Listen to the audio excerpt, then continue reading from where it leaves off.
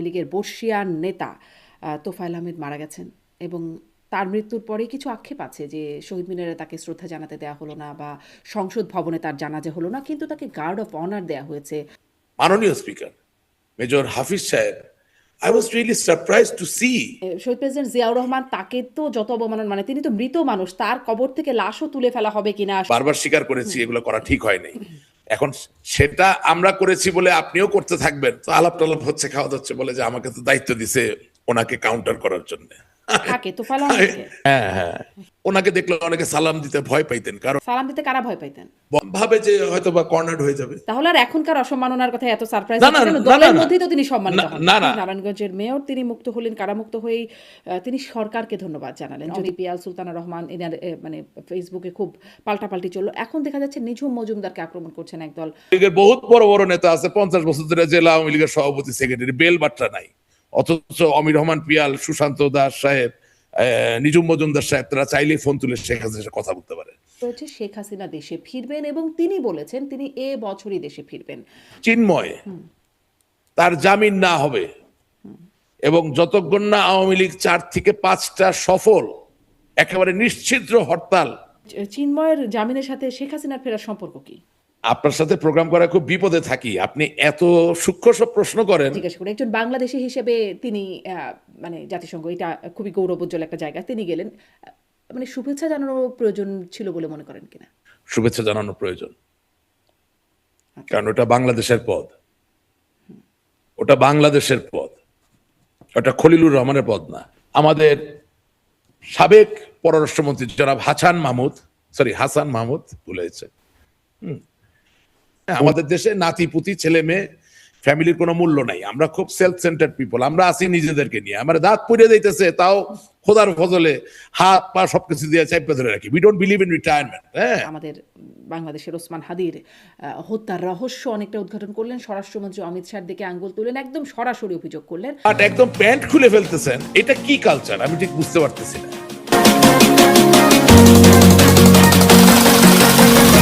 প্রশ্ন হবে লাগামহীন, জানতে চাই, জানাতে চাই এই সময়ের পালস অফ পলিটিক্স। কীর্তিমান রাজনীতিবিদ তোফায়েল আহমেদের জানাজায় শেখ হাসিনার নামে স্লোগান দিয়েছেন আওয়ামী লীগের নেতাকর্মীরা।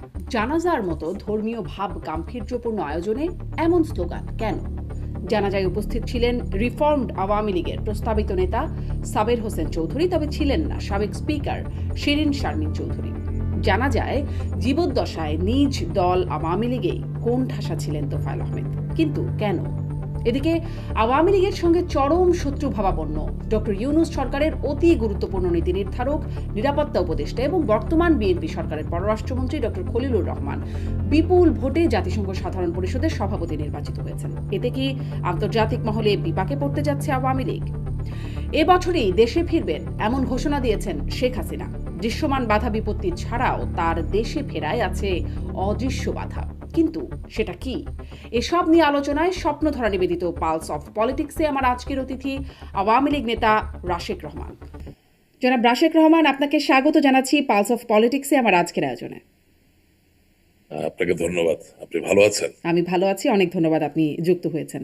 প্রথমেই যে প্রসঙ্গটা আনবো, যে সম্প্রতি মুক্তিযুদ্ধের সংগঠন আওয়ামী লীগের বর্ষিয়ান নেতা তোফায়েল আহমেদ মারা গেছেন এবং তার মৃত্যুর পরে কিছু আক্ষেপ আছে যে শহীদ মিনারে তাকে শ্রদ্ধা জানাতে দেওয়া হলো না বা সংসদ ভবনে তার জানাজা হলো না, কিন্তু তাকে গার্ড অফ অনার দেওয়া হয়েছে, মানে আইন অনুযায়ী যেটা তার প্রাপ্য পাবার কথা। তার কিছুদিন আগে আমরা দেখেছি মুক্তিযোদ্ধা ইঞ্জিনিয়ার মোশাররফ হোসেন মারা গেছেন, তাকেও গার্ড অফ অনার দেওয়া হয়েছে। যেখানে ডক্টর ইউনূস সরকারের সময় আমরা দেখেছি মুক্তিযোদ্ধারা, মতিয়া চৌধুরীর মতো মুক্তিযোদ্ধা মারা গেছেন বা তারপরে আরও অনেকে মারা গেছেন, মানে গার্ড অফ অনার তো হয় নাই, বরং বেশ অসম্মানজনকভাবেই মানে কোনোরকম সম্মাননা জানানোই তাদেরকে হয় নাই। ফলে কি মনে হয়, উদারতার একটা বহিঃপ্রকাশ বলবেন, নাকি আসলে আপনি কি বলবেন, মানে ইউনূস সরকার থেকে তারেক রহমানের সরকারের উদারতাকে একটু বেশি মনে হচ্ছে নাকি না?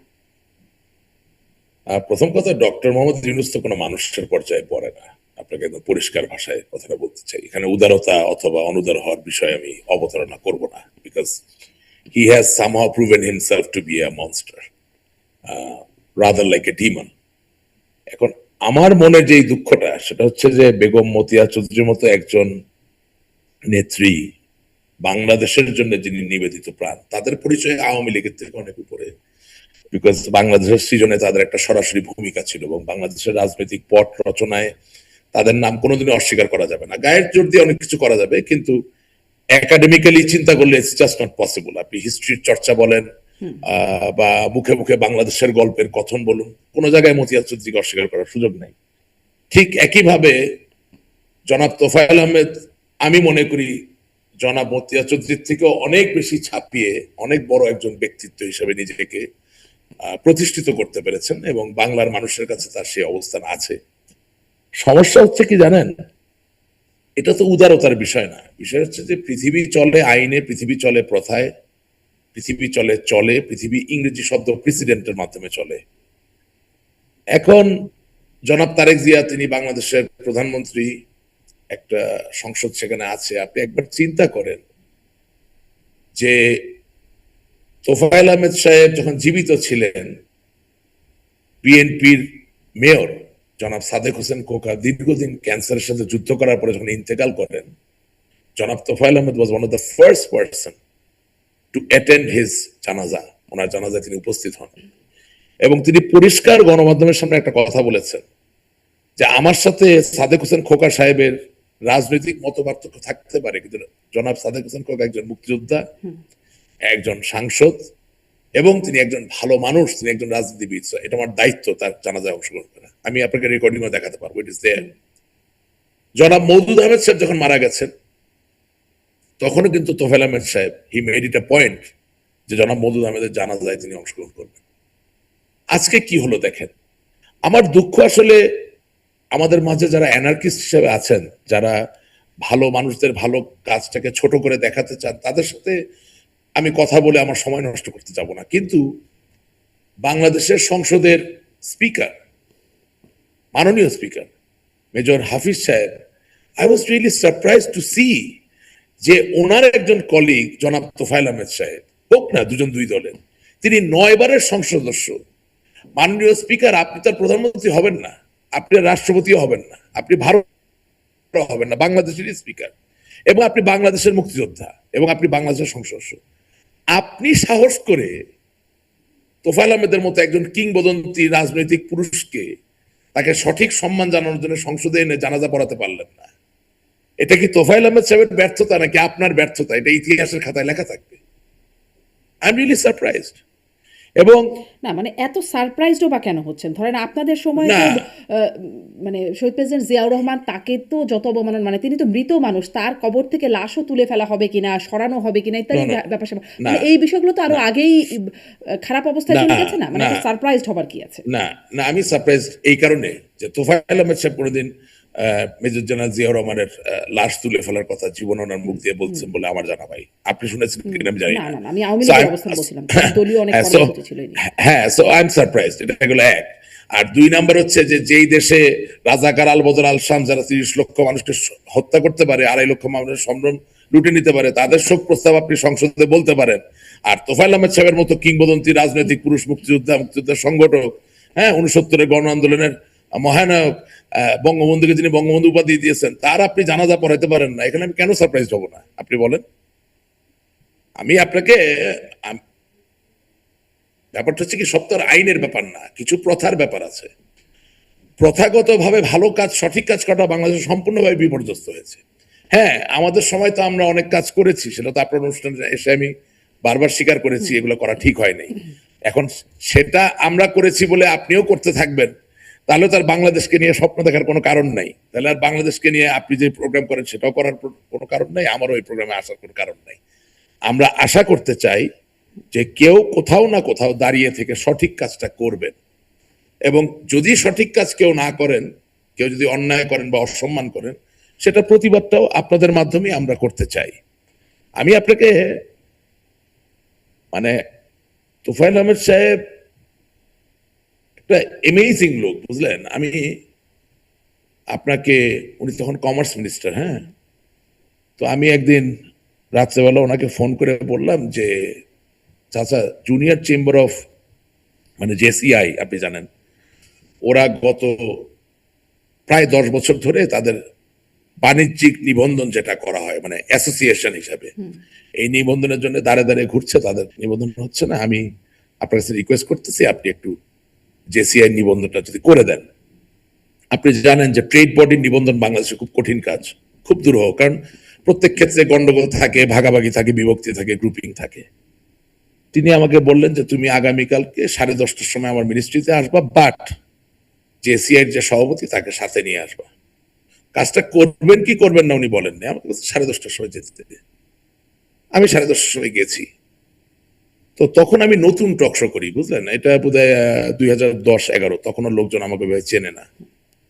তো মাননীয় মন্ত্রী, বাণিজ্য মন্ত্রী জনাব তোফায়েল আহমেদ সাহেব নাই ওখানে, ওনার অফিসের স্টাফরা আছেন।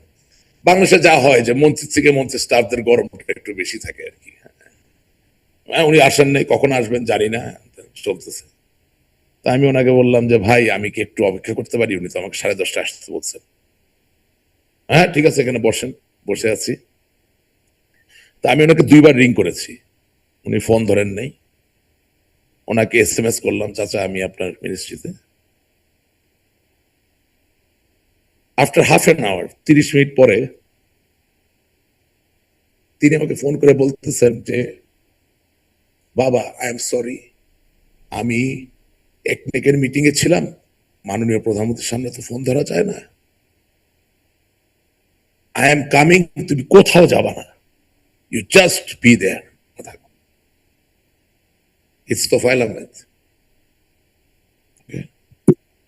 উনি আসলেন, ওনার সাথে তখন মুক্তিযোদ্ধা মন্ত্রী মোজাম্মেল সাহেব, আমাদের গাজীপুর আওয়ামী লীগের সভাপতি আজমুদ্দিন সাহেব, এবং বাংলাদেশের সবচেয়ে ক্লিন ইমেজের শিল্প গোষ্ঠী, যাদের কোনো ঋণ কেলেঙ্কারি নাই, তাদের যিনি কর্ণধার তিনি। আমি যখন আগায় গেলাম, উনি সবার সামনে আমার হাতটা ধরে বলল যে এটা আমার ছেলে রাশেক রহমান, চেনে? গুড।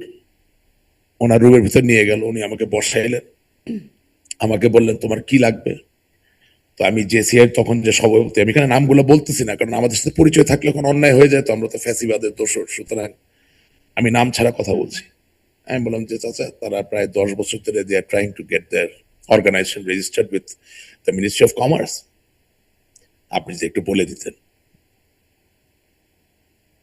উনি আমার নিয়ে ওনার টেবিলের সামনে বসায় বলল, রাশেক তুমি যে একটা কবিতা লিখে দিছিলে আমাকে বঙ্গবন্ধুর ছবি সহ, ওইটা দেখো আমার চেহারার সামনে, প্রতিদিন ওটা আমি দেখি।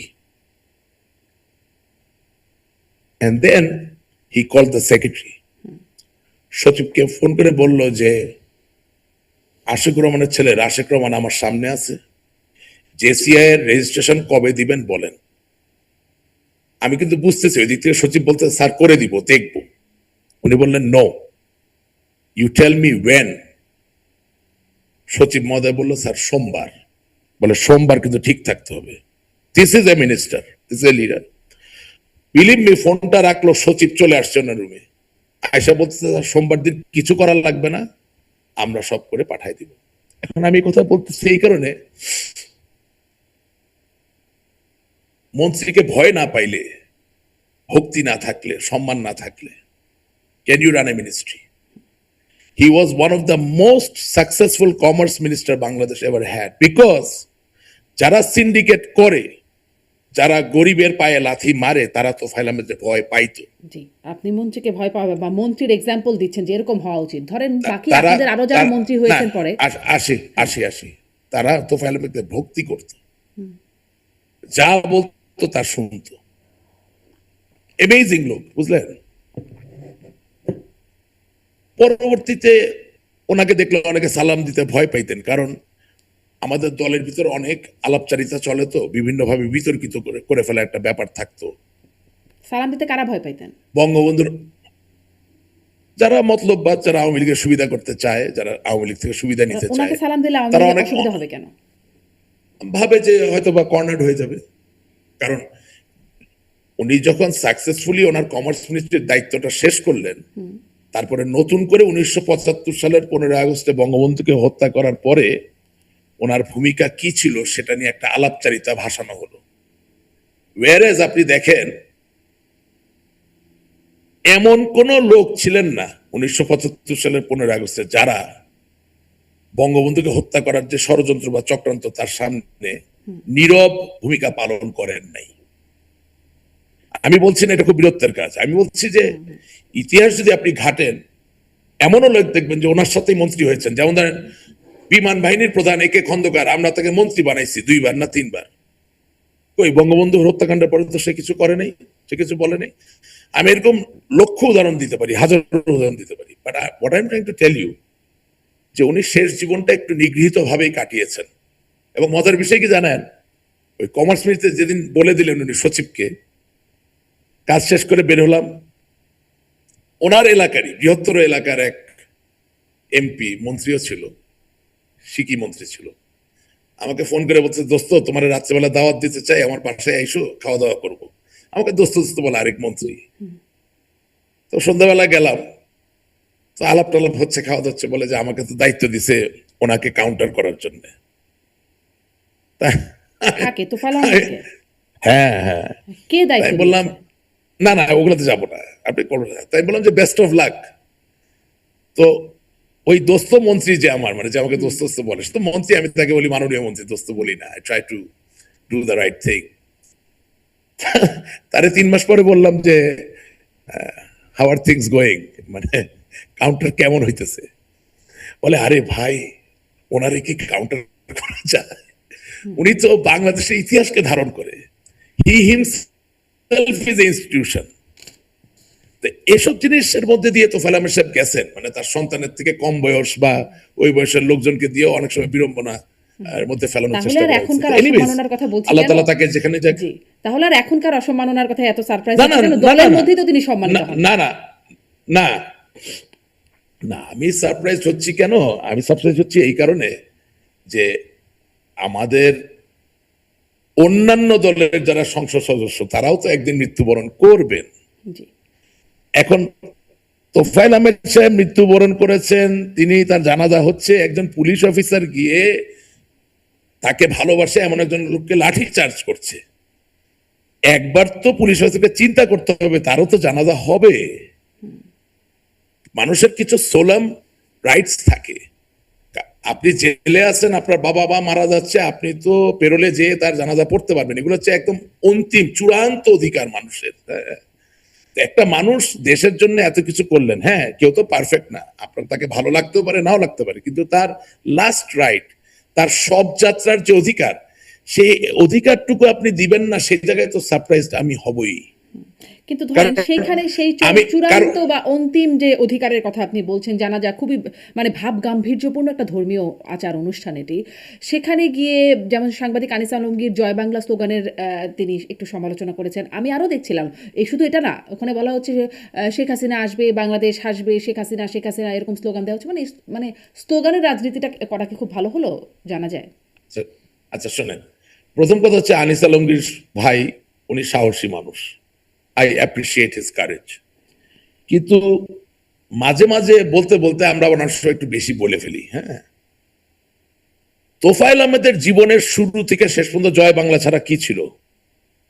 তোফায়েল আহমেদের সবচেয়ে প্রথম পরিচয় তিনি মানুষ, দ্বিতীয় পরিচয় তিনি মুসলমান, তৃতীয় পরিচয় তিনি বাঙালি, চতুর্থ পরিচয় তিনি বাংলাদেশের স্বাধীনতার অন্যতম একজন ধারক এবং বাহক এই ইতিহাসের।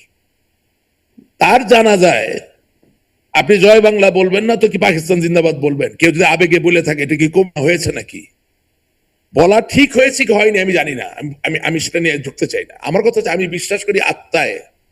আপনি যদি স্পিরিচুয়ালিটিতে বিশ্বাস করেন, যে আপনি বিশ্বাস করতে চান যে আজকের এই দেহ ত্যাগ করে তোফায়েল আহমেদ সাহেব আরো ভালো কোনো জায়গায় যাবেন, আপনি তার বেহেশত নসিব করুক আল্লাহ তাআলার কাছে চাবেন, তাহলে তো আমরা ক্রেডিট দিচ্ছি আপনার সত্তাকে, আপনার আত্মাকে, রাইট? যদি তার আত্মা দেখে, সে তো জয় বাংলাটা শুনতে চাবে। আমার দলের কোন নেতা কর্মী যদি আবেগে জয় বাংলা বলে থাকে, সে কি তোফায়েল আহমেদের প্রতি কোনো অন্যায় করেছেন? একদমই করেন নাই। আর আনিস আলমগীর সাহেবের মতো একজন সংবেদনশীল মানুষ, সাহসী মানুষ, যিনি বোঝেন লক্ষ কোটি মানুষ তাদের আবেগকে বন্দি করে রেখেছে কোনো একটা কারণে, তার তো এই লেখা না লিখলেও হতো। আমি জয় বাংলা বলেছি, পুলিশের মাইর খেয়েছি, জেলে গেছি, হয়ে গেছে, এটা নিয়ে আপনাকে কমেন্ট করতে হবে কেন?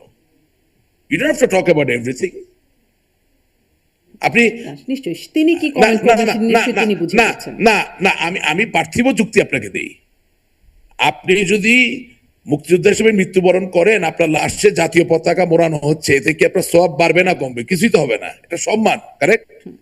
আপনি তো মারাই গেছেন, আপনার শরীর থেকে আত্মা বিচ্ছিন্ন হয়ে গেছে, অথচ আপনি বিউগল বাজাচ্ছেন, গান স্যালুট দিচ্ছেন, কারেক্ট, গার্ড অফ অনার দিচ্ছেন। মার্কিন যুক্তরাষ্ট্রে একজন সৈনিক যুদ্ধ করতে গিয়ে মৃত্যুবরণ করলে তাকেও পতাকা মোড়ানো হয়। এগুলো হচ্ছে আনুষ্ঠানিকতা। কেন? Because he was a soldier, because he was A fighter, because he was A freedom fighter.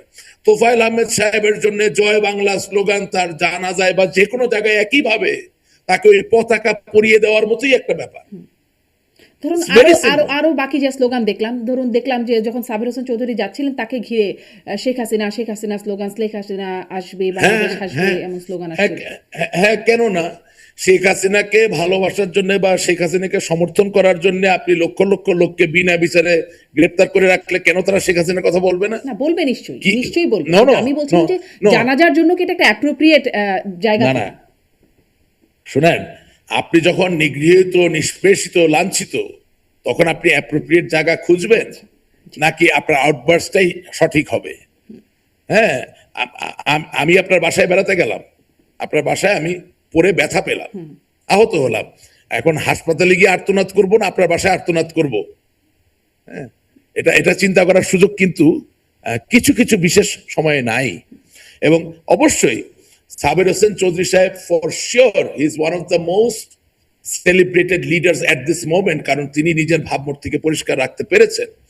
Sabir Hossain Chowdhury সাহেব আওয়ামী লীগের একজন মন্ত্রী হিসেবে, সাবেক একজন মন্ত্রী বা আওয়ামী লীগের নেতা হিসেবে যখন তোফায়েল আহমেদ সাহেবের মতো একজন নেতার জানাজা অংশগ্রহণ করেন, তাকে দেখলে আমার দলের নেতা কর্মীরা উজ্জীবিত হবে, স্লোগান দিয়ে উঠবে, এটা স্বাভাবিকের থেকেও বেশি স্বাভাবিক।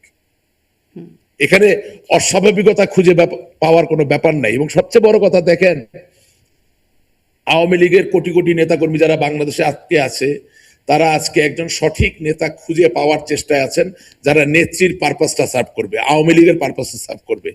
সেই জায়গায় সোশ্যাল মিডিয়ার দিকে তাকাইলে আমরা দেখছি সাবির হোসেন চৌধুরী সাহেবের নাম আসতেছে, শিরিন শারমিন ওনার নাম আসতেছে, অথচ তোফায়েল আহমেদ সাহেব মারা যাওয়ার পরে জনাব শিরিন শারমিন তো লাশটাও দেখতে যান নাই। সেই জায়গায় অনেক নেতাকর্মীর আশাটা ছিল যে হয়তো তিনি যাবেন। সেই জায়গায় সাবির হোসেন চৌধুরী সাহেব, না, আমি আসছি, সেই জায়গায় সাবির হোসেন চৌধুরী সাহেব তার নিজের ভাই সাদেক হোসেন চৌধুরী সাহেব, যার ডাক নাম, মানে অনেকে বাবু সাহেব হিসেবে চেনেন, সাবির হোসেন চৌধুরী সাহেবের ডাক নাম সাবু, ওনারা দুজন যে একসাথে গেলেন লাস্ট রেসপেক্ট দেখানোর জন্য, সেই জায়গায় ন্যাচারালি প্রাকৃতিক সিলেকশন, যেটা প্রাকৃতিকভাবে নেতা কর্মীদের মন, তাদের হৃদয় সাবির হোসেন চৌধুরী সাহেবের দিকে ধাবিত হবে, এটাই বাস্তবতা। এবং জনাব শিরিন শারমিন সুস্থ আছেন কিনা এই প্রশ্ন আপনি আমাকে করবেন কেন? আপনি ওনাকে করেন। কিছু কিছু প্রশ্ন আমি বিব্রত হই, ধরে নেন আমি এখন বিব্রত হচ্ছি, আপনি তাকে প্রশ্ন করতে পারেন। ব্যাপারটা হচ্ছে কি, যে সাবির হোসেন চৌধুরী সাহেব শুধুমাত্র পরিষ্কার ভাবমূর্তির মানুষ নন, তার নিজস্ব কিছু তহবিল আছে। অর্থাৎ তিনি আজকে নেতৃত্বের জায়গায় পৌঁছেছেন নিজের কিছু যোগ্যতায়। অবশ্যই আওয়ামী লীগের নেতা হতে গেলে শেখ হাসিনার ব্লেসিং লাগে, আশীর্বাদ লাগে, কিন্তু তিনি বাংলাদেশের ক্রীড়াঙ্গন বলুন, ব্যবসা প্রতিষ্ঠান বলুন, সামাজিক কাজ সব জায়গায় নিজের একটা জায়গা তৈরি করতে পেরেছেন। এবং আপনি মনে রাখবেন 2001 থেকে 2004 সালে যখন বিএনপি জামাতে ইসলামের জোট সরকার ছিল, সেই সময় এই সাবির হোসেন চৌধুরী সাহেব কিন্তু অকথ্য নির্যাতনের সম্মুখীন হয়েছেন, তাকে জেলে নেওয়া হয়েছে, নির্যাতন করা হয়েছে, তিনি লাঞ্ছনা গঞ্চনার শিকার হয়েছেন, এবং নেতা কর্মীদেরকে সাথে নিয়ে সংগ্রাম করে হরতাল আন্দোলনের মধ্যে দিয়ে তিনি বেরিয়ে এসেছেন। সুতরাং তার কিন্তু রাজনীতি করার একটা ধারাবাহিকতা আছে। এখন আমি আজকে এই কথাটা বললাম কেন, যে তোফায়েল আহমেদ সাহেব পৃথিবী ছেড়ে চলে গেছেন, কিন্তু মারা যাওয়ার পরেও তো একটা পরীক্ষা আওয়ামী লীগের নেতা কর্মীদের সামনে তিনি দিয়ে গিয়েছিলেন। সেই পরীক্ষায় তো অনেক কিছু পরিষ্কার হয়েছে। আপনি যখন কাউকে রাজনৈতিক কোনো প্রক্রিয়া ছাড়া বড় নেতা বানিয়ে দিবেন, বড় পদ দিয়ে দিবেন, তখন তো আপনি আশেপাশে থাকলেও সাহস করে যেতে পারবেন না। না, গেলেও যদি কর্নার হয়ে যায়, আগে যদি সালাম দিতেই কর্নার হয়ে যাবার ভয় করতো, তো জানা যায় গেলেও তো একটু কর্নার হয়ে যাবার। নো, আপনি বোধহয়, আমি একটু বলি, কিছু মনে করবেন না। আমি যেটা বলতে চাচ্ছি, তোফায়েল আহমেদ সাহেব কর্নার হোক বা যাই হোক, তোফায়েল আহমেদ সাহেবের নাম তো আর আপনি মুছে দিতে পারবেন না। তো তোফায়েল আহমেদ সাহেবের জানাজায় যাওয়াটাই ছিল আওয়ামী লীগের নেতাকর্মীদের জন্য একটা পরীক্ষা, এবং সেই পরীক্ষায় তো সাবের হোসেন চৌধুরী সাহেব সফলতার সাথে পাশ করেছেন। আর যারা যায় নাই বা যেতে পারে নাই বা যেতে চায় নাই, তাদের এখনো আরো অনেক পরীক্ষা দেওয়ার বাকি আছে। জি, আপনি নেতৃত্বের কথা বলছিলেন, আমরা আরো কিছু পয়েন্ট একটু আগাই।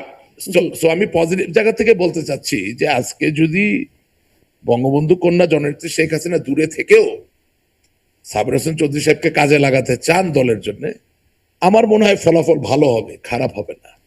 বিকজ নাম্বার ওয়ান, তার আন্তর্জাতিক একটা গ্রহণযোগ্যতা এবং সম্পর্কের ব্যাপার আছে। নাম্বার টু, সে নিজেকে পরিচ্ছন্ন পরিষ্কার রাখতে পেরেছে। এন্ড নাম্বার থ্রি, সাহস আছে।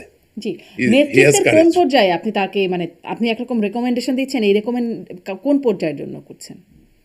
উনি আগেও আমাদের মুখপাত্র ছিলেন, তিনি আবার মুখপাত্র হতে পারেন। আজকে দলের সাধারণ সম্পাদকের জায়গা সম্পূর্ণভাবে there is a vacuum, মানে যে সাধারণ সম্পাদক, তার কথা শুনলে আসলে কতটুকু কি এফেক্ট হয় আমি জানি না, আপনারাও ভালো বোঝেন, জানেন। তো সেই জায়গায় আমি বলছি কাউকে না কাউকে তো কাজ করতে হবে, তো কাজ করার জন্য তো দায়িত্ব দেওয়া লাগে। আমাদের নেত্রী আমাদের সভানেত্রী, সেটা ঠিক আছে, but you have to delegate certain responsibilities to some people so that we are not আপনি stuck. সেজন্য মানে সাবের হোসেন চৌধুরীকে যোগ্য মনে করছেন? মানে মাঝখানে একবার কথা উঠেছিল তো আওয়ামী লীগের পরিশুদ্ধ নেতৃত্ব বা রিফর্মড আওয়ামী লীগ আসলো, এবং তখন সাবের হোসেন চৌধুরীর নামটা এসেছিল খুব বড় করে। আমি সাধারণ মানুষ, আমি কাউকে যোগ্য না। আমি বলতে চাচ্ছি যে আমার চোখে তিনি খুবই জরুরি একটা পরীক্ষা পাশ করেছেন, এটা আমার চোখে। আর বাংলাদেশে রিফাইন্ড আওয়ামী লীগ বলে কোনো জিনিস নাই। সাবের হোসেন চৌধুরী সাহেব রিফাইন্ড আওয়ামী লীগে বিশ্বাস করেন না। আর এই আওয়ামী লীগ যে আওয়ামী লীগ হোক, সেই আওয়ামী লীগের সভানেত্রী শেখ হাসিনাই থাকবে, এটা আপনি আমার কাছে নিয়ে রাখেন। সম্প্রতি একটা সাক্ষাৎকারে শেখ হাসিনা তিনি বলেছেন নতুন নেতৃত্বের ব্যাপারে, এবং মানে এটার মধ্যে আপনি কি ইঙ্গিত পান বা কোনো আলোচনা শুনেছেন, জেনেছেন কিনা? দলের পুরনো নেতৃত্ব সরিয়ে দেওয়ার কোনো প্রক্রিয়া আছে কিনা, নতুন নেতৃত্ব আসার কথা তিনি বলছেন?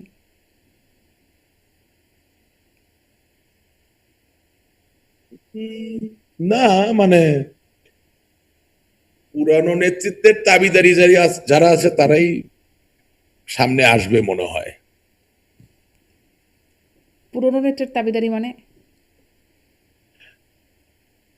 মানে যাদের সাংগঠনিক অদূরদর্শিতার কারণে দল দ্বিধা বিভক্ত ছিল, এবং 5ই আগস্টের মতো একটা ঘটনা ঘটে গেল, তাদের যারা পারপাস সাফ করে, খুব মেধাবী লোকজন আমি চোখের সামনে দেখতে পাচ্ছি না, আমার চোখে পড়ে নাই। হয়তোবা নেত্রী করছেন, আমি তার ওনার ব্যাপারটা জানি না। এর মধ্যে ছাত্রলীগের কমিটিও হয়ে গেছে শুনলাম, সামনে যুবলীগের কমিটি এবং তারপর সবশেষে আওয়ামী লীগের কমিটি হবে। কেমন মনে হলো ছাত্রলীগের কমিটি? ছাত্রলীগের কমিটি, আপনি তো আমাকে অনুষ্ঠানে আমন্ত্রণ জানানোর আগে একটা ফেসবুকের স্ক্রিনশট পাঠালেন, সেটা পড়ে যা দেখে মনে হলো যে অনেক জায়গায় কমিটিগুলো নিয়ে অসন্তোষ আছে, বিভিন্ন রকম অভিযোগ আসছে। খুব এভাবে আসলে করলে ভালো হবে না। মানে আপনি বোধহয় আমাকে মার্কিন যুক্তরাষ্ট্র ছাত্রলীগের একটা স্ক্রিনশট পাঠিয়েছিলেন, মোস্ট লাইকলি। আমি পাঠাইনি, আপনি আমাকে পাঠিয়েছিলেন।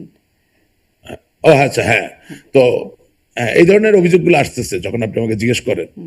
সো এখন এইটার কতটুকু সত্যতা সেটা আমি বলতে পারি না, বাট এই ধরনের ঘটনা যদি সত্যতা থাকে, তাহলে কমিটি করার যেই ভালো ফলাফল সেটা খুব যে আসবে তা না। আচ্ছা, আবার আরেকটা প্রসঙ্গে একটু ছোট্ট করে আপনার মন্তব্য নিয়ে নিই যে সেলিনা হায়াৎ আইভী, নারায়ণগঞ্জের মেয়র, তিনি মুক্ত হলেন, কারামুক্ত হয়েই তিনি সরকারকে ধন্যবাদ জানালেন, যদিও মানে খুব স্বাভাবিকভাবে এখানে আইন অনুযায়ী জামিন পাওয়ার কথা।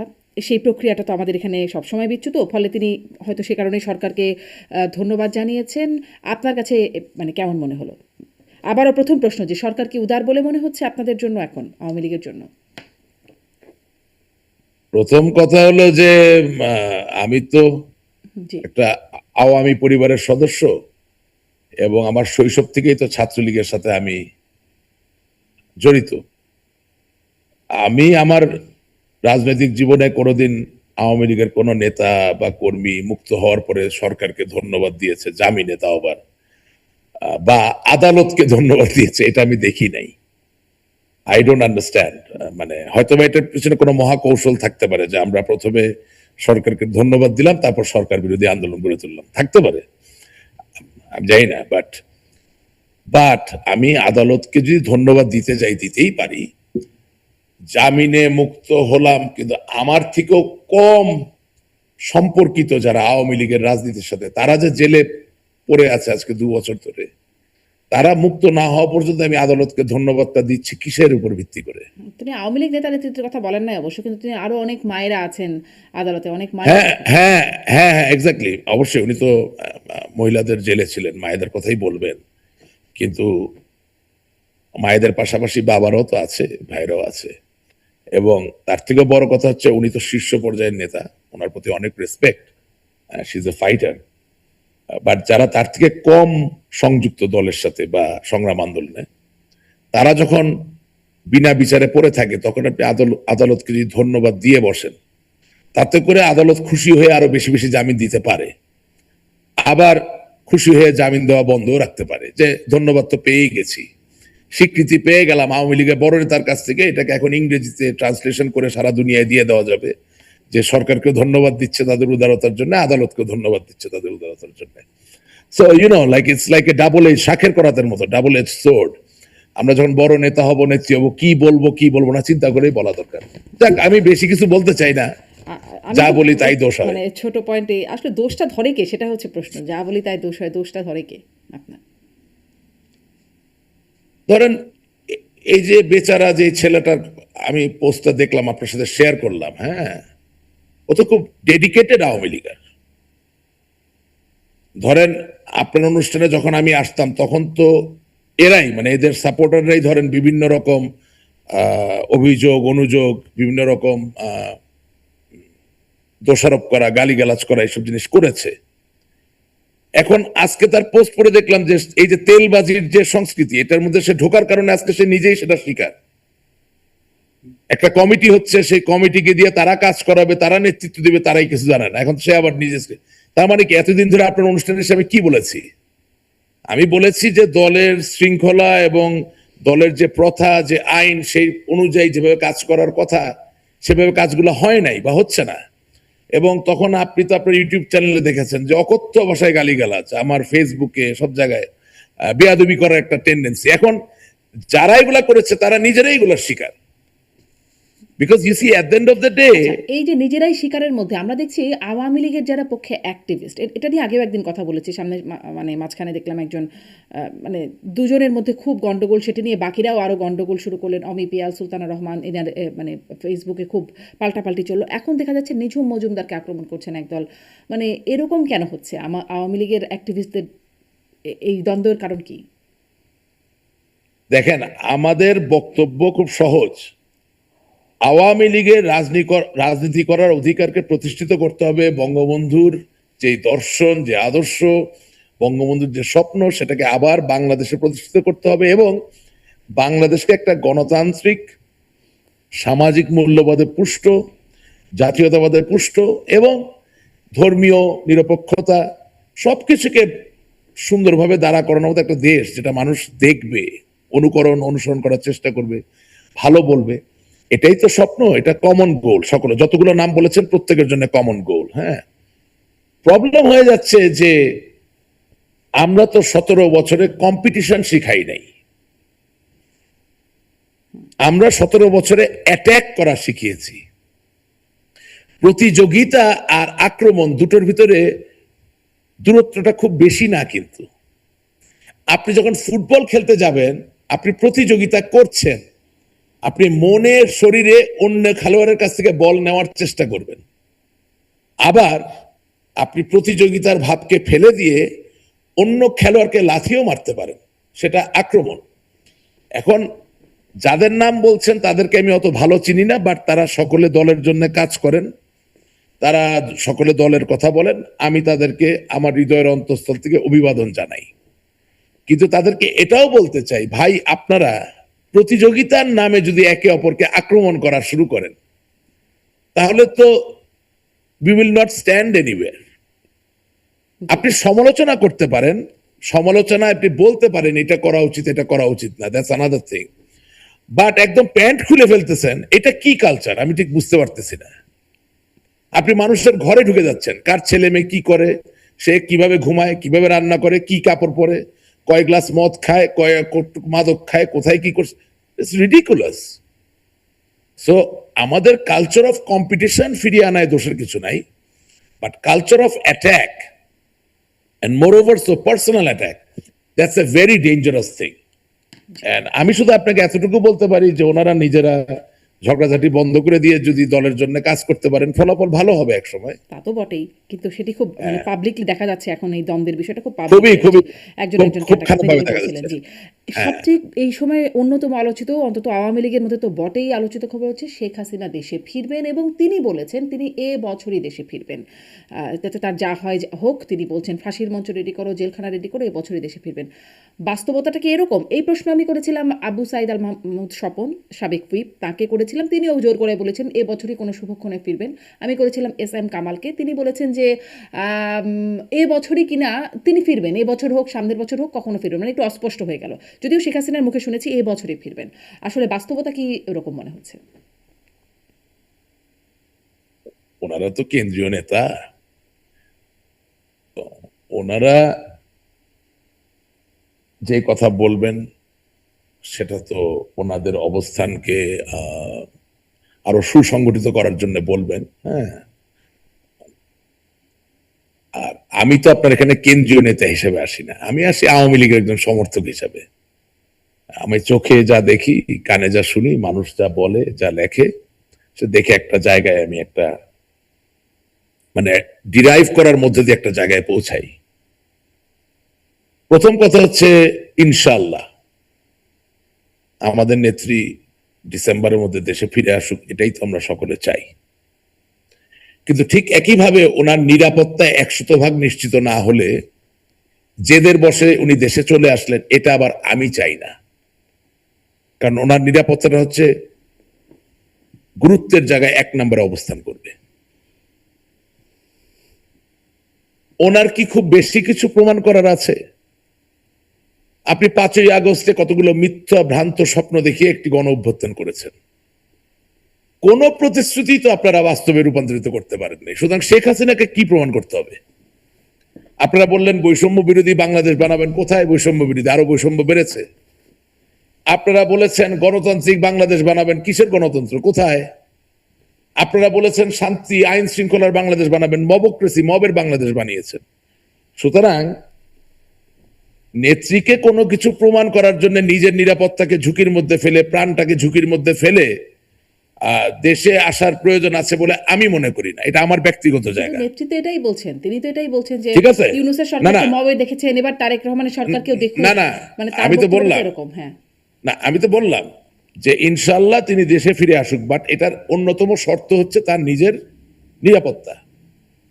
এখন বড় যারা মানুষ তারা সাধারণত নিজের নিরাপত্তা নিয়ে চিন্তা করে না, তো আমরা যারা কর্মী, দলের সমর্থক, আমাদেরকে তার নিরাপত্তা নিয়ে চিন্তা করতে হবে। সুতরাং আমি বালখিল্য ভাবে বলতে চাই না হ্যাঁ হ্যাঁ হ্যাঁ উনি চলে আসুক। ওনাকে যদি আসার পরে হারিয়ে ফেলি তাহলে তো আর ওনাকে পাবো না। সুতরাং উনি ডিসেম্বরে আসলো কি আসলো না, তার থেকে আমার কাছে বড় ব্যাপার হচ্ছে যে উনি যেখানেই থাকুক, যে অবস্থায় থাকুক, সেখান থেকে আওয়ামী লীগের সঠিক রাজনীতি পরিচালিত হোক। এটা তো আপনি যাতে আপনার প্রত্যাশা বা উদ্বেগের কথা বলছেন নিরাপত্তা নিয়ে, কিন্তু আমার আমি প্রশ্নটা হচ্ছে যে ফেরার মতো বাস্তবতা আছে কিনা, এবং আসছি, যদি সুনির্দিষ্টভাবে করি, আপনার কি মনে হয় এবছর তিনি ফিরবেন বা ফিরতে পারবেন? আমি ওই জায়গায় আসছি। সুতরাং বাংলাদেশের মানুষের রাজনৈতিক স্বার্থ, জাতীয় স্বার্থকে রক্ষা করতে গেলে, রাজনৈতিক ভারসাম্যকে রক্ষা করতে গেলে আওয়ামী লীগের কোনো বিকল্প নাই। সুতরাং শেখ হাসিনাকে সুরক্ষিত থাকতে হবে। এখন আপনি বলছেন বাস্তবতা কি? আমার রিডিং হচ্ছে যতক্ষণ না এসকনের সাবেক নেতা এই চিন্ময় তার জামিন না হবে, এবং যতক্ষণ না আওয়ামী লীগ 4 থেকে 5টা সফল একেবারে নিশ্চিদ্র হরতাল বাংলাদেশে পালন না করতে পারবে, ততক্ষণ পর্যন্ত ফিরে আসার পরিবেশ তৈরি হয়েছে বলে আমি মনে করি না। এই ইসকনের নেতার সাথে, মানে চিন্ময়ের জামিনের সাথে শেখ হাসিনার ফেরার সম্পর্ক কি? আপনার সাথে প্রোগ্রাম করা খুব বিপদে থাকি। আপনি এত সূক্ষ্ম সব প্রশ্ন করেন যে নিজের 12টা বেজে যায়। ইসকনের চিন্ময়ের সাথে প্রতিবেশী রাষ্ট্রের বিভিন্ন পর্যায়ের নেতৃবৃন্দের একটা ডিজায়ার, একটা অভিলাষ যে সে মুক্তি পাবে, এটার একটা সুদৃঢ় ইতিবাচক সম্পর্ক আছে। সুতরাং সে জামিন না পাওয়ার মানে হচ্ছে যে সেই সব নেতৃবৃন্দের কথা বা অনুরোধকে এখনো বর্তমান সরকার গুরুত্বের সাথে সহকারে গ্রহণ করছে না। তার মানে আপনি যখন আন্দোলনে যাবেন তখন সেই আন্দোলনে জামিন, পুলিশি অ্যাকশন, বিভিন্ন ত্রিমাত্রিক ব্যাপার আপনাকে বিবেচনায় নিতে হবে। এখন একেবারেই ইনহিউম্যান, মানে একেবারেই অমানবিক একটা পর্যায়ে বর্তমান সরকার দাঁড়িয়ে আছে, যেখানে আপনি চাইলেই আগামীকালকে একটা মুভমেন্ট শুরু করতে পারছেন না। আমি কি বুঝাতে পেরেছি আপনার কথাটা? একটু ভেগ আর কি, একটু অস্পষ্ট, আরো একটু স্পষ্ট করা যায়? না না না, একদম স্পষ্ট। আওয়ামী লীগের সব নেতাকর্মী বুঝে গেছে আমি কি বলছি। চিন্ময়ের জামিন না হওয়া পর্যন্ত এবং মিনিমাম 4 থেকে 5টা হরতাল একেবারে নিশ্চিতভাবে। আওয়ামী লীগ কি করতে পারে? আওয়ামী লীগের কিছু করার দরকার নেই, দিস আর ইন্ডিকেটর। আচ্ছা, মানে আপনি আসলে এটার জন্য কি করতে পারে তাহলে? আমি নাইভ হিসেবে জিজ্ঞেস না, করছি। নাইভ তো আপনি না, একেবারেই নাইভ না। আপনি নাইভ হইলে তো আমি নাই। হ্যালো, হ্যাঁ হ্যাঁ, আমি বলতে চাচ্ছি যে আপনি বাসা থেকে বের হবেন, আকাশে মেঘ দেখেছেন, আপনি ছাতা নিবেন কি নিবেন না এটা তো আপনার ব্যাপার। আকাশের মেঘের উপর তো আপনার কোনো নিয়ন্ত্রণ নাই। সুতরাং চিন্ময় হচ্ছে আকাশের মেঘের মতো একটা ব্যাপার। চিন্ময়ের জামিন না হওয়া পর্যন্ত বুঝতে হবে যে আকাশে যথেষ্ট পরিমাণ কিমুলা নিম্বাস মেঘের অনুপস্থিতি আছে, বরঞ্চ বর্ষণ হওয়ার মতো মেঘের অবস্থান বেশি। আমি কি বুঝতে পেরেছি? আচ্ছা, বুঝলাম। যতটুকু আপনি বুঝাতে চাচ্ছেন ততটুকু হয়তো ততটুকু হয়তো বোঝা গেছে। তাহলে চিন্ময়ের শুভেন্দু পশ্চিমবঙ্গ থেকে চিন্ময় চিন্ময় বলে চিৎকার করছে, তাহলে শুভেন্দুর তো একটা নিজস্ব ইকুয়েশন আছে। অধিকারীকে আবার শেখ হাসিনা তিনি খুবই অভিনন্দন জানাচ্ছেন। না, সেটা তো জানাতে পারে, সেটা অন্য কথা। হ্যাঁ, যত যাই কিছু বলেন, আমাদের তো বহু নেতা কর্মীরা আজকে আশ্রিত অবস্থায় কলকাতায় আছে, পশ্চিমবঙ্গে আছেন। শুভেন্দু পশ্চিমবঙ্গের অভিভাবক হিসাবে এই নেতা কর্মীদের অভিভাবক তো জননেত্রী শেখ হাসিনা, সেই জায়গা থেকে তিনি তো অভিনন্দন জানাতে পারেন। হ্যাঁ, ওটা অসুবিধার ব্যাপার না। ব্যাপারটা হচ্ছে যে শুভেন্দু যখন চিন্ময়ের নাম নেয় তখন বুঝতে হবে এটা কোন একটা ইকুয়েশন বা কোন একটা জায়গা থেকে আসতেছে। সুতরাং ওই জামিনটা হওয়া খুব সিম্বলিক, খুব জরুরি। জি, এখন এই জামিনটা তো আবার আসলে আদালতের হাতে, বা সত্যি কথা হচ্ছে সরকারের হাতে, মানে বাস্তবিক অর্থে যদি বলি সরকারের হাতে। সেজন্যই বললাম যে সরকারকে ধন্যবাদ দিবেন কি দিবেন না, বা আদালতকে ধন্যবাদ দিবেন কি দিবেন না, সেটা তো শুধু একটা জামিনের উপর নির্ভর করে না। সমীকরণটা কিন্তু খুব জটিল আসলে, যত সহজভাবে আপনি বলছেন বোঝা যাচ্ছে না। একদম জটিল না, সমীকরণ খুব সহজ। তাহলে চিন্ময় জামিন দিচ্ছে না কেন সরকার? মানে সরকারের বলছি আপনাকে, সমীকরণটা খুব সহজ। আওয়ামী লীগের নিজের শক্তিতে আন্দোলন করতে হবে। আওয়ামী লীগের নিজের শক্তিতেই ওই পরিস্থিতি তৈরি করতে হবে যেখানে জামিন প্রক্রিয়া ত্বরান্বিত হবেই। আওয়ামী লীগের নিজের শক্তিতেই এমন জায়গা তৈরি করতে হবে যেখানে বিএনপির ভিতরে নিহিত প্রগতিশীল যে শক্তিগুলো রয়েছে তারাও বুঝবে যে আওয়ামী লীগকে বাংলাদেশের সুস্থতার জন্য প্রয়োজন। সমীকরণ খুব সহজ। আচ্ছা, বিএনপির ভিতরে নিহিত প্রগতিশীল শক্তিকে বুঝতে হবে। এখন সেদিনই ওই যে কথা বলছিলাম, যখন সাবেক হুইপ আওয়ামী লীগের আবু সাইদ আল মাহমুদ স্বপন তিনি বলছিলেন যে একটা টেলিপ্যাথি, বিএনপি নেতাদের সাথেও একটা টেলিপ্যাথি চলছে, রাজনীতির একটা টেলিপ্যাথি। মানে এই অর্থে যে আমি জিজ্ঞাসা করছিলাম, প্রশ্নটা হচ্ছে এরকম যে যেটি নেত্রীও বলেছেন আপনাদের, নির্বাচনের আগে হাতে পায়ে ধরেছে আওয়ামী লীগ নেতাদের বিএনপি নেতারা এসে, তখন জামাতকে ঠেকাতে তারা সমর্থনও দিয়েছে। আপনার কাছে আমি একটা ছোট রিকোয়েস্ট করি, এটা রাখবেন। স্বপন ভাই, তারপরে এস এম কামাল, যার পুরো নাম হচ্ছে শেখ মোহাম্মদ কামাল ভাই, হ্যাঁ, ওনারা কিন্তু আমাকে একেবারে শৈশবকাল থেকে চেনে, ঠিক আছে? তখন ওনারা এরশাদ বিরোধী আন্দোলনে খুব শক্তিশালী ভূমিকা পালন করছিলেন। তারা সকলে মেধাবী ছাত্রনেতা, তারা আমাকে স্নেহ করেন। আপনি ওনাদের নাম কোট করে আমাকে কোনো প্রশ্ন করবেন না, because when I talk about politics, আমার রাজনীতিটা বিয়ন্ড দেম। আমার রাজনীতির আলাপটা হচ্ছে ওনাদেরও পাশে একটা স্বতন্ত্র জায়গায়। ওনারা একটা রেজিমেন্টেশন, একটা ওরিয়েন্টেশনে আছেন, ওনারা ওনাদের সম্মানের তো জায়গায় আপনি আওয়ামী থাকবেন। লীগের নেতা, হ্যাঁ। আওয়ামী লীগের সমর্থক না কর্মী, আপনাকে না তো না আওয়ামী লীগ নেতাকে আমি বক্তব্য আমি আইদার ধারণ না করবেন আমি অথবা বর্জন করবেন। না আমি আমি শেখ হাসিনার বক্তব্যকে ধারণ করবো অথবা বর্জন করবো, অন্য কারোটা না। অন্য কারো বক্তব্যে কিছু যায় আসে না। ওটা ওনারা যেটা বলছেন আপনি চেইন অফ কমান্ড সেটি আপনি মানছেন না? না, আমি পাচ্ছি। আমার কাছে চেইন অফ কমান্ড খুব সোজা। আমার কাছে নেত্রী যেই চেইন অফ কমান্ড প্রায়োগিকভাবে দাঁড়া করিয়েছেন 17 বছরে, সেটাই সত্য। Sheikh Hasina and me and Sheikh Hasina. এখানে এটা ওই বঙ্গবন্ধুর সময়ের আওয়ামী লীগের চেইন অফ কমান্ড এখানে অবস্থান করে নাই। হ্যাঁ, এখানে অনেক বড় প্রেসিডিয়াম নেতা, তাদের থেকেও নতুন রাজনীতিতে, মানে নতুন দিনের রাজনীতিতে অনেক অনুজ ব্যক্তি, যার হয়তো পদ প্রতিপদ, তিনিও নেত্রীর অনেক কাছে গেছেন, ঘনিষ্ঠ হয়েছেন। আপনি যদি একটু আগে নিজুম মজুমদার সাহেবের কথা বললেন, আপনি অমির রহমান পিয়ালের কথা বললেন, সুশান্ত সাহেবের কথা বললেন। হ্যাঁ, আওয়ামী লীগের বহুত বড় বড় নেতা আছে, 50 বছর ধরে জেলা আওয়ামী লীগের সভাপতি, সেক্রেটারি, বেল বাট্টা নাই। অথচ অমির রহমান পিয়াল, সুশান্ত দাস সাহেব, নিজুম মজুমদার সাহেব, তারা চাইলেই ফোন তুলে শেখ হাসিনার সাথে কথা বলতে পারে। সো এটাকে যদি আপনি আবার বলেন যে breaking of chain of command, তাহলে ওইটা আবার আমি ওই আলাপে যেতে চাই না। এটা হচ্ছে উনি যে চেইন অফ কমান্ড প্রতিষ্ঠিত করেছেন, সেই জায়গা থেকে আমি শেখ হাসিনার কথাটাকে চরম গুরুত্ব দিতে চাচ্ছি। হ্যাঁ, এবং এস এম কামাল ভাই, স্বপন ভাই, ওনারা আপনার এখানে যেটা বলেন, ওনারা ওনার জায়গা থেকে ওনাদের অ্যানালিসিস, ওনার টেলিপ্যাথি বা যেটাই বলেন, এগুলো ওনারা বলেন। হ্যাঁ, আমার তো টেলিপ্যাথি নাই। আমার কিছু লোক আছে বাংলাদেশে, তাদের কাছ থেকে কথাবার্তা শুনি, তাহলে কিছু আপনি এটা বন্ধু বলেন, বান্ধব আপনি নিজের আছে। বিশ্লেষণটা এইভাবে বলেন যে বিএনপি নেতাদের সাথে বা বিএনপির সাথে এখন যোগাযোগটা কেমন? আপনি টেলিপ্যাথিটা বাদ দিয়ে দিলেন, এখন যোগাযোগটা কেমন? মানে নির্বাচনের আগে আপনার নেত্রী বলছেন যে বিএনপি অনেক নেতারা ধর্ণা দিয়েছেন এবং আওয়ামী লীগ নেতারা তাদের সমর্থনও দিয়েছেন, যে জামাতকে ঠেকাতে সমর্থনটা তারা দিয়েছেন, এবং বিএনপিও দেখা গেছে মানে নির্বাচিত হওয়ার সাথে সাথে আওয়ামী লীগকে একদম মানে সিল সাপোর্ট মেনে নিষিদ্ধ করে ফেলেছে। আচ্ছা দেখেন, আমার ব্যক্তিগত অভিমত, প্রথম কথা, জামাতে ইসলামীকে ঠেকানোর জন্য বিএনপিকে আওয়ামী লীগের যে সমর্থন দেওয়ার ব্যাপার, সেই জায়গায় তো কোনো পাবলিক নির্দেশনা ছিল না। আমরা বলেছি নো ভোট নো ভোট, যার দরুন আঞ্চলিকভাবে কিছু কিছু জায়গায় যেগুলা সোশ্যাল মিডিয়ায় শোনা যায় যে আওয়ামী লীগ সমর্থন দিয়েছে, এখন বিএনপি মুখ ফিরিয়ে নিচ্ছে, অস্বীকার করতে পারছে। সুতরাং যেটা হওয়ার তো হয়ে গেছে। ওই জায়গায় কৌশল আমাদের ঠিক ছিল কি ভুল ছিল, এটা এখন আমরা বুঝতে পারছি।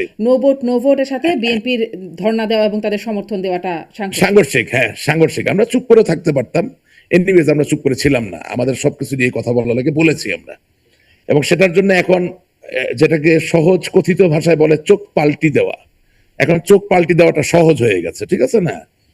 এখন আমি যেটা বলতে চাচ্ছি, আওয়ামী লীগ বিএনপিতে এটা দুটি দলেই দুই শ্রেণীর মানুষ আছে, তিন শ্রেণীর মানুষ আছে। এক শ্রেণীর মানুষ সত্যিকার অর্থে দেশকে ভালোবেসে ওই দলটা করে, আরেক শ্রেণীর মানুষ নিজের মতলব বা আখের গোছানোর জন্য ওই দলটা করে, আর আরেক শ্রেণীর মানুষ অন্ধের মতো ভালো লাগে বলে, ভালো হচ্ছে না খারাপ হচ্ছে, দলটা করে। ওকে, আচ্ছা। এখন ধরেন তৃতীয় শ্রেণীর যে লোক, তাকে যদি বলা হয় যে রাশেক রহমান ইদানিং খুব কথা বলছে, ওটা পিটাইয়া দাও, তো রাশেক রহমান তার বয়স যাই হোক, কম করে 34 বছর ধরে ছাত্রলীগ আওয়ামী লীগ করে, পিটাই দিতে পারে একজন নেতার কথায়। ধরেন ডক্টর কামাল হোসেন একসময় আওয়ামী লীগ করতেন, আমি নির্দেশ দিলাম যে ডক্টর কামাল হোসেনের পায়জামার ফিতা খুলে ফেলো, হ্যাঁ খুলে ফেলো, তাদের কোনো বিবেক টিবেক নেই, তারা আওয়ামী লীগ করে। বিএনপি তো এরকম কিছু লোক আছে। হ্যাঁ, বিএনপি তো আপনি বলতে পারেন যে মির্জা ফখরুল ইসলাম আলমগীরের পায়জামার ফিতা খুলে ফেলো, তারা কোনো চিন্তা ছাড়াই খুলে ফেলবে। তার এত বছরের কি ভূমিকা এগুলো চিন্তা করবে না। হ্যাঁ, আর মধ্যম যে শ্রেণী, যারা আখের গুছানোর জন্য, তারা তো সুযোগ খুঁজে কখন সে ক্ষমতায় যাবে বা তেল মেরে রাখবে, হ্যাঁ, যাতে এমপি নমিনেশন পায়, মন্ত্রী হয়। এখন এই দুই দলের টপ টায়ারের যারা সত্যিকার অর্থে দেশকে ভালোবাসে, তারা ফিল করে যে যদি না একটা পয়েন্ট অফ রিকনসিলিয়েশন তৈরি না হয়, তাছাড়া বাংলাদেশকে টেকানো যাবে না, এবং বাংলাদেশে জামাত ইসলামীর শাসন থেকে মুক্ত রাখা যাবে না ভবিষ্যতে। এখন আগামী দিনে মাননীয় নেত্রী কাদেরকে দায়িত্ব দিবেন, কারা দলের নতুন নিও ন্যারেটিভ, নট নিউ, NEW না, NEO, নিও ন্যারেটিভ তৈরি করবেন, কারা আওয়ামী লীগের রাজনীতির যেই প্যারাডাইম যে শিফট হচ্ছে দেশের, এটার সাথে মিল রেখে রাজনীতিকে সাজাবেন ওনার কথা মতো, হ্যাঁ, বাংলাদেশের মানুষের জন্য। আর বিএনপিতে জনাব তারেক রহমান, উনি কি প্রধানমন্ত্রী হওয়ার জন্যই হবেন নাকি একটা লেগেসি এস্টাবলিশ করার জন্য হবেন, এই জায়গাটা তো একান্ত ওনাদের। এটার মধ্যে তো আমাদের কোনো কিছু বলার নাই, আমরা নীরব পর্যবেক্ষক। বাট আমি দুই চোখে যেটা দেখতে পাচ্ছি যে আওয়ামী লীগ বিএনপির সংঘাতে আসলে দেশটা আওয়ামী লীগ বিএনপির হাতের বাইরে চলে যাবে। আচ্ছা, এটি একটা অবশ্য তাৎপর্যপূর্ণ বিশ্লেষণ। আপনি একটু এটাও শুনি আপনার কাছে যে বিএনপি সরকারের বর্তমান পররাষ্ট্রমন্ত্রী খলিলুর রহমান, ডক্টর খলিলুর রহমান, তিনি এখন জাতিসংঘ সাধারণ পরিষদের সভাপতি নির্বাচিত হয়েছেন। আন্তর্জাতিক একটা বিরাট প্ল্যাটফর্ম, বিরাট একটা পোস্ট তিনি পেয়েছেন। মানে প্রথমেই এটা জিজ্ঞাসা করি, একজন বাংলাদেশি হিসেবে তিনি মানে জাতিসংঘ, এটা খুবই গৌরবোজ্জ্বল একটা জায়গা, তিনি গেলেন, মানে শুভেচ্ছা জানানোর প্রয়োজন ছিল বলে মনে করেন কিনা? হ্যাঁ, শুভেচ্ছা জানানোর প্রয়োজন, শুভেচ্ছা জানানোর প্রয়োজন। রেকর্ড করেন, কেটে কেটে দেন, আমি বলছি শুভেচ্ছা জানানোর প্রয়োজন। কারণ ওটা বাংলাদেশের পদ, ওটা বাংলাদেশের পদ, ওটা খলিলুর রহমানের পদ না, ওটা বিএনপির পদ না, ওটা বাংলাদেশের পদ।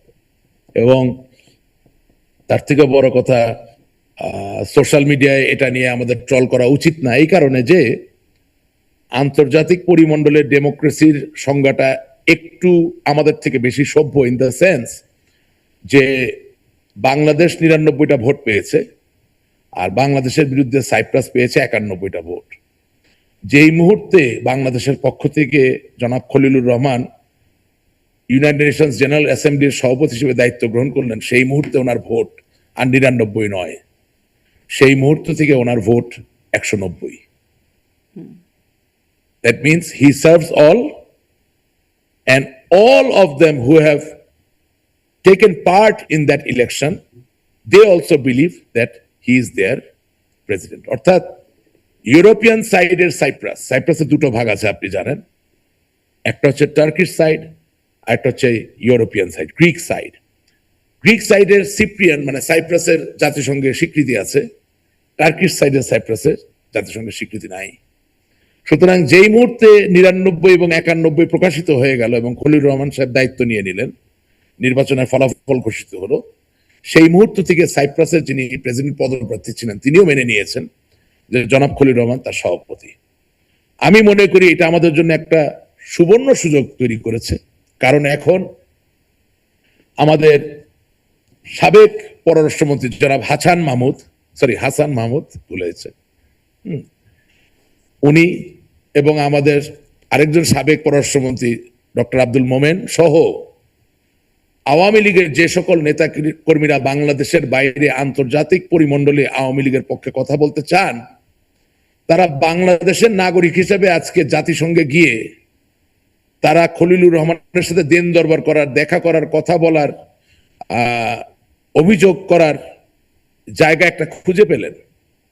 এখন খলিলুর রহমান সাহেব তাদেরকে সময় দেবেন কিনা বা তাদের কথা শুনবেন কিনা সেটা তার ব্যাপার, কিন্তু আর যাই হোক নিয়মতান্ত্রিক ভাবে আমাদের প্রতিবাদ করার আরেকটা জায়গা কিন্তু তৈরি হয়ে গেছে। জায়গাটা কি আসলে তৈরি হলো নাকি মানে তিনি তো ইতোমধ্যেই আসলে আপনাদের বিপক্ষের? শুনেন, বিপক্ষের হয়েছে তো কি হয়েছে, আমরা সংগ্রামে আছি, আন্দোলনে আছি, আমরা আমাদের বিপক্ষের লোকের সাথে কথা বলতে পারি যে এটা আমার অধিকার, এটা সঠিক নয়। আজকে ডক্টর আব্দুল মোমেন দেশের বাইরে, ডক্টর ইউনূস সরকারের যাকে নিয়ে আপনারা এত মানে সমালোচনা করেন, তার সরকারের মানে তিনি আসলে ডিফ্যাক্টো হেড হিসেবেও বলা হতো খলিলুর রহমান। শুনেন, আপনি তো পুলিশকে নিয়ে অনেক সমালোচনা করেন, আপনি তো সরকারকে নিয়ে অনেক সমালোচনা করেন, আপনি আদালতকে নিয়ে অনেক সমালোচনা, জামিনটা কার কাছে চান বলেন? আদালতের কাছে। গ্রেপ্তার করার আগে আপনাকে পেটাচ্ছে, কাকে কম মারতে বলেন? পুলিশকে, সরকারকে। Am I right or wrong? So যিনি রাজনীতি করবেন, এমনকি আপনি বিবলিক্যাল ভাবে থিওলজিক্যালি যদি চিন্তা করেন, স্বয়ং হযরত মুহাম্মদ সাল্লাল্লাহু আলাইহি ওয়াসাল্লাম বলেন, মুসা আলাইহিস সালাম বলেন, নূহ আলাইহিস সালাম বলেন, ইব্রাহিম আলাইহিস সালাম বলেন তারা স্বয়ং তাদের সাক্ষাৎ যে শয়তানের প্রতিমূর্তি, তার সাথেও তারা নেগোসিয়েশন করার চেষ্টা করছে। It is part of the process. আপনি মানুষকে ঐক্যবদ্ধ করবেন কিভাবে? আপনি মানুষকে দেখাবেন যে look, I am trying to do the correct thing, আমি চেষ্টা করতেছি কথা বলার জন্য, আমি সঠিক কাজ করতে চাচ্ছি, আমি চাচ্ছি নমনীয় এখন যে হয়ে। পরের অংশ বলছিলেন সেটা বলেন যে তিনি এখন আপনাদেরকে এন্টারটেইন করবেন কিনা বা আপনাদের সেই জায়গাটা দেবেন কিনা, যেখানে ধরেন আপনাদেরকে কোথাওই জায়গা দেয় না, এমনকি নির্বাচনেও জায়গা দেওয়া হয় নাই, তার সরকারের সময় এই বিষয়গুলো ছিল। আমার ধারণা তিনি আমাদেরকে জায়গা দিবেন না, তাতে কি? ডক্টর আব্দুল মোমেন বাংলাদেশ থেকে পালিয়ে বের হওয়ার পরে বঙ্গবন্ধু কন্যা জননেত্রী শেখ হাসিনাকে জড়িয়ে জাতিসংঘের যে রিপোর্টটা তৈরি হয়েছে, সেই রিপোর্টের যে অনেক অসঙ্গতি ছিল সেগুলো তো তিনি রীতিমতো একটা গবেষণা কর্মের মাধ্যমে তুলে ধরেছেন। ওনার সাথে খলিলুর রহমান কথা বললো কি বললো না, বললে ভালো, না বললো তো উনি ওনার এই নিরীক্ষাধর্মী যে কাজ গবেষণা সেটা উনি প্রস্তাব প্লেস করতে পারবেন। আপনাকে মনে রাখতে হবে ইউএনজিএ তো খলিলুর রহমান সাহেবের একার জিনিস না, তিনি সভাপতি। এখন আপনি যদি আরেকটা প্রভাবশালী সদস্যের কাছে গিয়ে বলেন যে দেখেন আমি ওনার সাথে দেখা করতে চাই, কথা বলতে চাই, উনি আমাকে সুযোগ দেন না, don't you think it creates a pressure?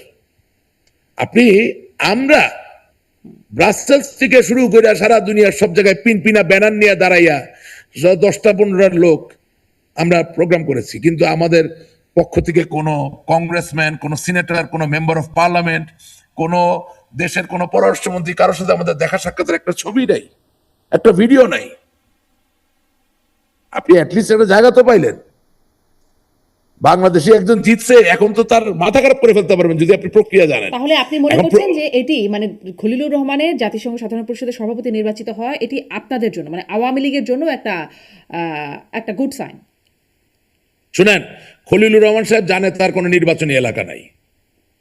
Khalilur Rahman সাহেব জানে যে বিএনপির কালকে তাকে প্রয়োজন না হলে খুবই সুন্দরভাবে তাকে বিদায় দিবে বা অসুন্দরভাবে বিদায় দিবে। খলিলুর রহমান সাহেবের একমাত্র উপায় হচ্ছে আন্তর্জাতিক কূটনীতির তার যে ক্যারিয়ার সেটাকে ধরে রাখা। সুতরাং আপনি যদি নিয়মতান্ত্রিক ভাবে তার কাছে যান, সে নগ্নভাবে আপনাকে না বলবে কিভাবে? কিভাবে এটা সম্ভব? এটাই তার শেষ সম্বল।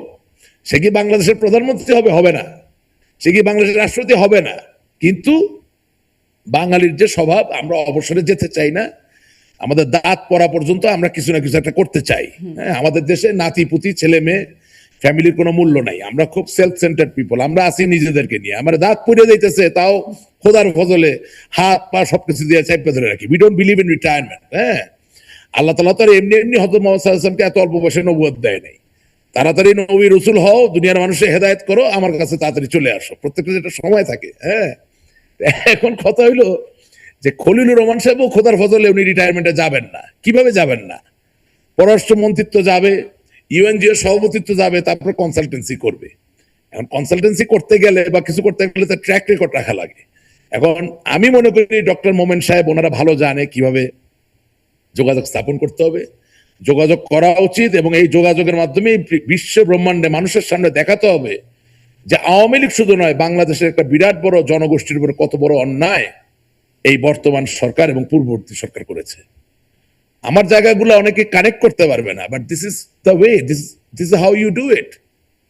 আপনি তো একদিনে একটা সংগ্রাম, একটা মোমেন্টাম বিল্ড আপ করতে পারেন। আপনি বলছেন যে নগ্নভাবে প্রত্যাখ্যান তো তিনি করতে পারবেন না, তিনি কূটনীতির একটা জায়গা তো নিশ্চয়ই রাখবেন, কিন্তু ডিপ্লোম্যাটিক্যালি তো করতেই পারবেন, তাই না? নগ্নভাবে না করলেন, করতেই তো পারেন, যেহেতু জি না না না না না না আপা, মানে আপনাদের পতনেই তিনি এইখানে অবস্থানটা পেয়েছেন।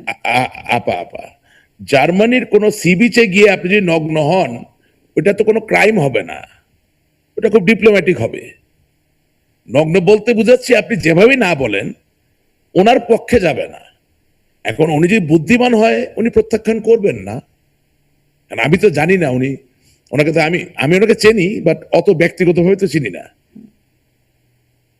মানে আমি বলতে চাচ্ছি যে জেদ্দা শহরে নগ্নতা অপরাধ। হয়তো এতটা বুদ্ধিমান যে মানে প্রত্যাখ্যান করবেন সেটাও বুদ্ধিমত্তার সাথেই করবেন। দেখা যাক কি হয়। আমরা যদি নাই যাই তাহলে আর প্রত্যাখ্যান করার বিষয় কোথা থাকে? নিশ্চয়ই আমরা তো আলোচনার ক্ষেত্রে বা তর্কের ক্ষেত্রে তর্কগুলো করছিলাম। আপনার কাছে একটু এই প্রসঙ্গ শেষের দিকে, আমরা তো জ্যাকসন হাইটে টেডি বিয়ার পিটাচ্ছি ইউনুসের নামে, আমরা তো ব্রাসেলসে, প্যারিসে বিভিন্ন জায়গায় ব্যানার ধরে দাঁড়ায় আছি। আমরা যদি না যাই সেখানে কিভাবে বুঝবো আমরা? We have to go. জি, নিশ্চয়ই। মানে একটা বিস্ফোরক মন্তব্য মমতা বন্দ্যোপাধ্যায় কিছুদিন আগেই করলেন। আমাদের বাংলাদেশের ওসমান হাদির হত্যার রহস্য অনেকটা উদ্ঘাটন করলেন। স্বরাষ্ট্রমন্ত্রী অমিত শাহর দিকে আঙ্গুল তুলেন, একদম সরাসরি অভিযোগ করলেন।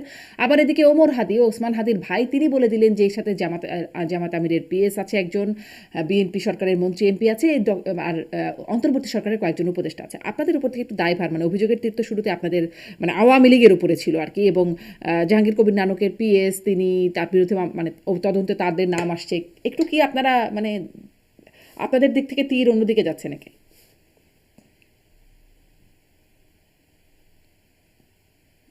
প্রথম কথা হচ্ছে যে আমি এটাকে একটা ফিল্টারের মাধ্যমে দেখতে চাই। মমতা ব্যানার্জি কিন্তু প্রো ইন্ডিয়ান সেন্টিমেন্ট জাগ্রত করার জন্য এই কথা বলেন নাই। উনি কথাটা বলেছেন অ্যান্টি ইন্ডিয়ান সেন্টিমেন্ট জাগ্রত করার জন্য। এটা তার type, that's how she is. এখন আমি অত বিশ্লেষণে এই জিনিসটা যাব না, কারণ এটা এখনো তদন্ত বলেন বিচারে আছে। হ্যাঁ, অ্যান্টি ইন্ডিয়ান সেন্টিমেন্ট কিভাবে রাইজ করে, কার দিকে তীর গেলে, এটা আপনি এবং আপনার দর্শকরা চিন্তা করবেন।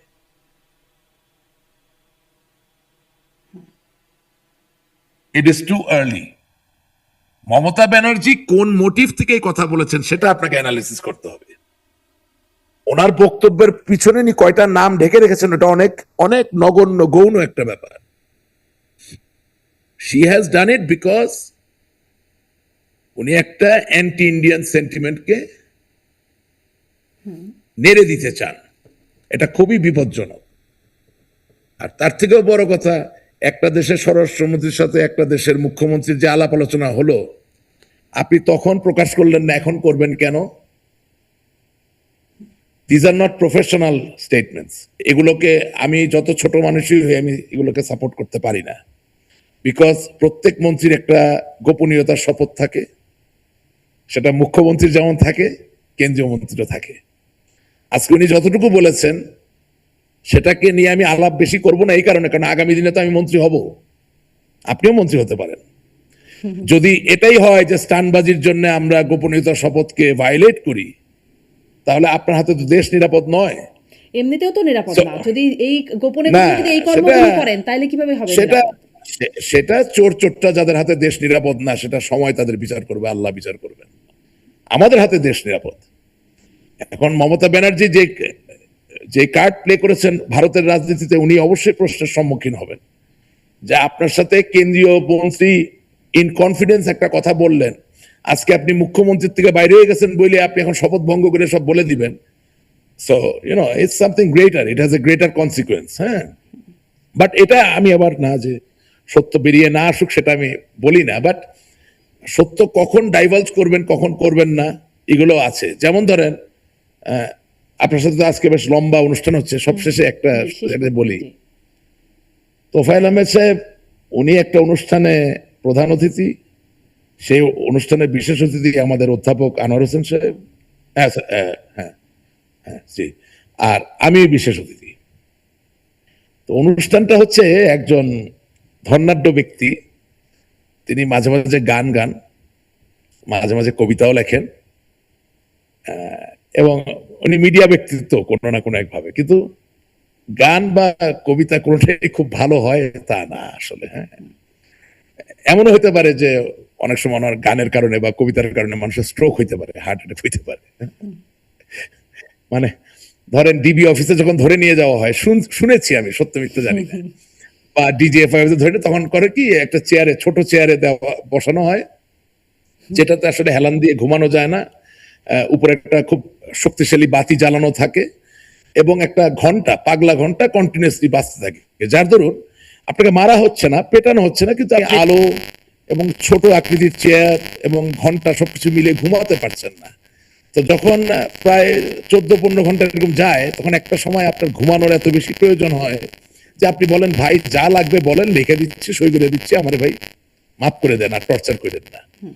তো ওই ওই ভদ্রলোকের এই ক্রিয়েটিভ কাজগুলা মানে এই কবিতা গান টাটিগুলো একটু ওই পর্যায়ে, মানে ধরেন আপনাকেও যদি আমি 10-15 মিনিট শোনাই এই গান এবং কবিতা, এমন হইতে পারে আপনি বলতে পারেন যে আমি জীবনে আর টক শো করবো না, তাও ভাই আমাকে এগুলো শোনায়েন না। হ্যাঁ, তো এরকম একজন ব্যক্তি, যে ভালো মানুষ, গুড ম্যান, তার কাছে কোনো লোক সাহায্য চাইতে গেলে কোনদিন ফিরে আসে না।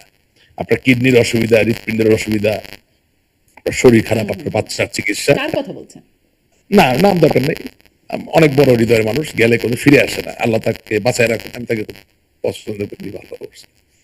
অনুষ্ঠানের প্রয়োজনে যতটুকু বললাম আর কি। তা আমরা 3 জনে গিয়েছি অনুষ্ঠানে। তো এখন আমি তো প্রথম বক্তা, because I am the junior most. তা আমি আমার বক্তব্যে বললাম যে দেখেন, বাংলাদেশে অনেক শিল্পপতি আছেন, ব্যাংকের টাকা মেরে দেন, ডাকাতি করেন, ঋণ খেলাফি হন। অনেক শিল্পপতি আছেন ভূমিদস্যু হিসেবে মানুষের জমি জমা কেড়ে নেন। সংক্ষেপে বলেন, হ্যাঁ। হ্যাঁ, অনেক ব্যক্তি আছেন মানুষের ক্ষতি করেন, গুন্ডাগার্দি করেন। অ্যাটলিস্ট এই শিল্পপতি তো ঋণ খেলাফি নন, ভূমিদস্যু নন, গুন্ডামি উৎসাহিত করেন না, তিনি গান করেন, কবিতা লেখেন। আর তাই আজকে ওনাকে তো আমরা সাধুবাদ জানাতেই পারি। হৃদয়ের অন্তঃস্থল থেকে এই সুন্দরের যে পূজা আপনার, তারে আমি অভিবাদন জানাই, তারে আমি অভ্যর্থনা জানাই, স্বাগত জানাই বলে মানুষ তালি টালি দিয়ে দিল। তো আমি তোফায়েল আহমেদ সাহেবের পাশে গিয়ে বসলাম। তো উনি আমারে বলতেছে, আরে ভাই,